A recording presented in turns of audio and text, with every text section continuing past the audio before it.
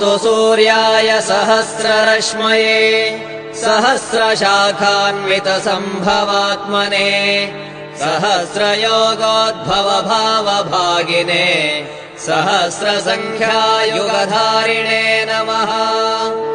यन्मण्डलम् दीप्तिकरम् विशालम् रत्नप्रभम् तीव्रमनादिरूपम् दारिद्र्यदुःखक्षयकारणम् च पुनातु माम् तत्सवितुर्वरेण्यम्।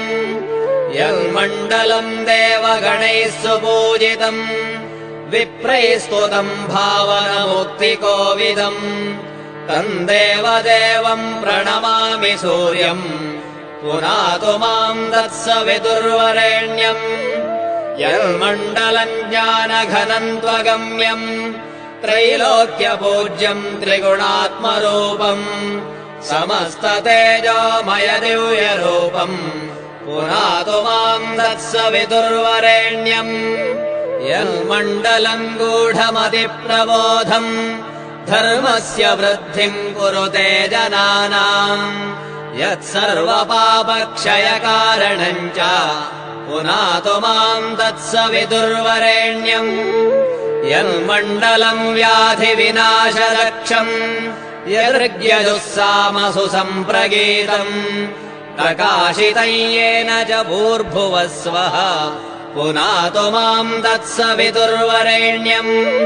यन्मण्डलम् वेदविदो वदन्ति गायन्ति यच्चारणसिद्धसङ्घाः यद्योगिनो योगजुषाम् च सङ्घाः पुनातु माम् तत्सवितुर्वरेण्यम्।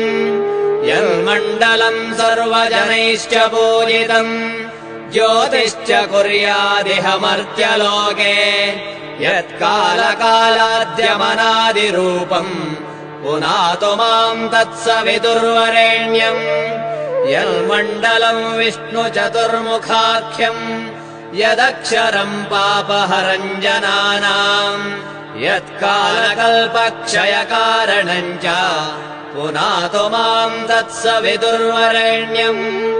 यन्मण्डलम् विश्वसृजम् प्रसिद्धम् उत्पत्तिदक्षप्रलयप्रगल्भम् यस्मिन् जगत्संहरतेऽखिलम् च पुनातु माम् तत्सवितुर्वरेण्यम्।